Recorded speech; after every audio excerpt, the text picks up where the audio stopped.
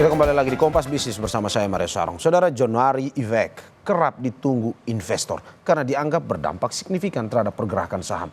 Lalu bagaimana dengan January Effect tahun ini? Sentimen apa yang mempengaruhi kinerja indeks harga saham gabungan? Sudah bergabung CEO Advisor Provina Visindo, Praska Putrantio. Selamat pagi, Mas Praska. Ya, selamat pagi. Ya. Terima kasih Mas Praska sudah bergabung di Kompas Bisnis Sapa Indonesia Pagi hari ini. Mas Praska, kalau dari hitungan Anda, hitungan statistik IHSG di bulan Januari ini seperti apa? Apakah masuk kategori agresif atau malah bisa dibilang tidak agresif? Ya, baik. Jadi kalau saya melihat untuk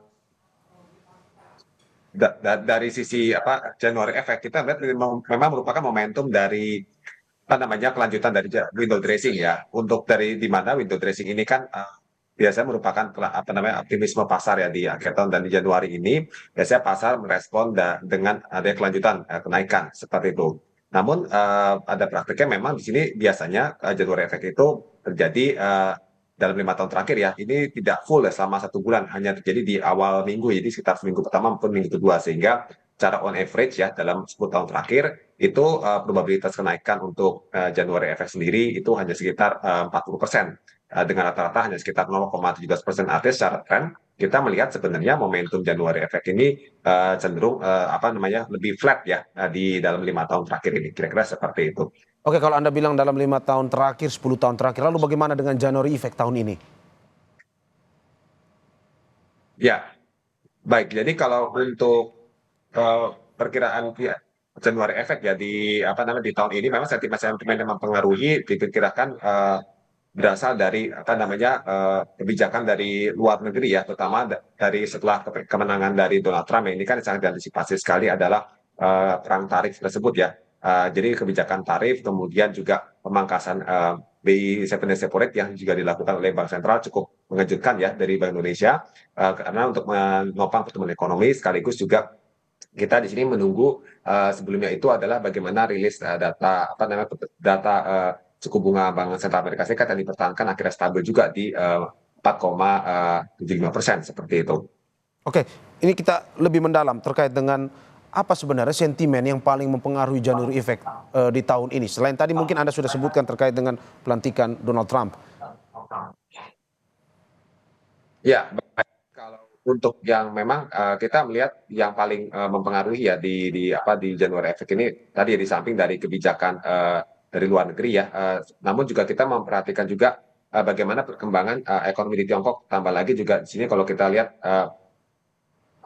yang lebih menarik ya antara setelah kebijakan Trump tersebut dirilis ya, kita melihat di sini pasar modal kita cukup bersaing antara di Amerika Serikat maupun di Tiongkok, mengingat ekonomi Tiongkok sendiri juga sudah mulai membaik di kuartal 4 kemarin di pertumbuhan 5,4% seperti itu.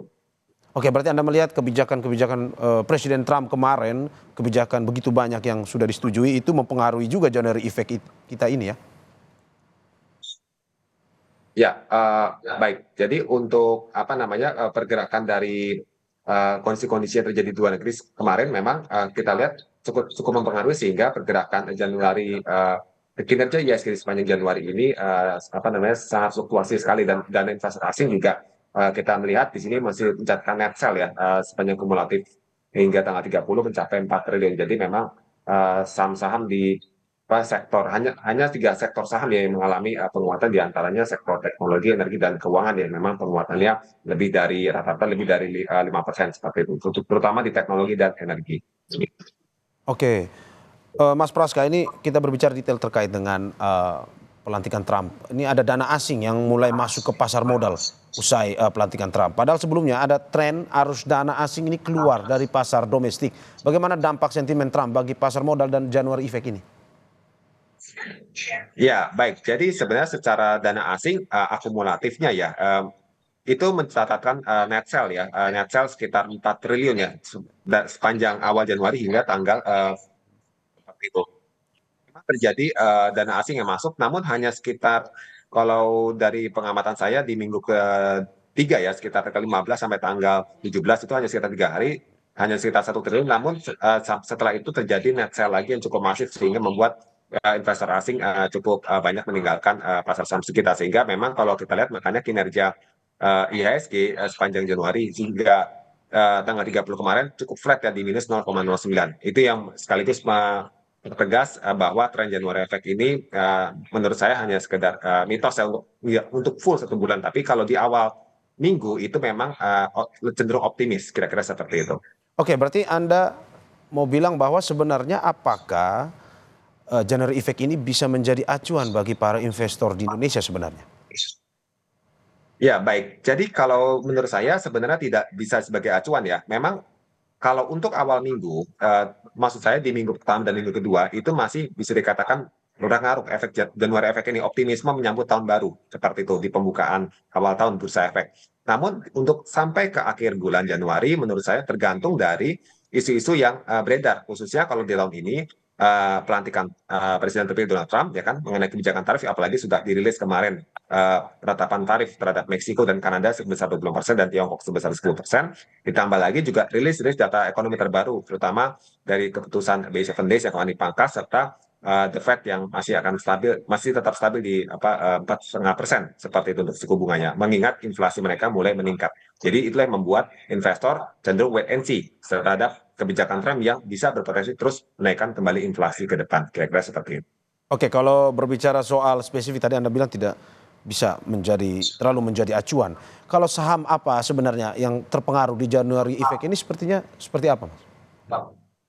Ya, kalau untuk sektor saham, saya melihat di sini ada sektor teknologi, energi, dan keuangan ya. Memang terangkat sekali di Januari ya, khususnya teknologi dan energi. Kalau keuangan dan infrastruktur ya, itu terdorong oleh saham-saham dari emiten perbankan yang baru menguat setelah Bank Indonesia memangkas bunga acuan 25 basis point seperti itu, terutama di bank-bank BUMN ya, seperti BBRI, Bank Mandiri ya kan.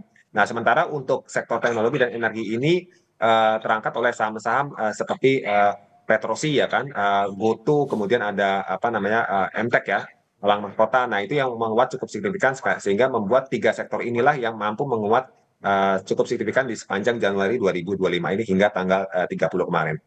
Oke, Mas, pertanyaan terakhir saya kepada Anda, bagaimana proyeksi IHSG ke depan dan sentimen apa yang mungkin akan paling mempengaruhi?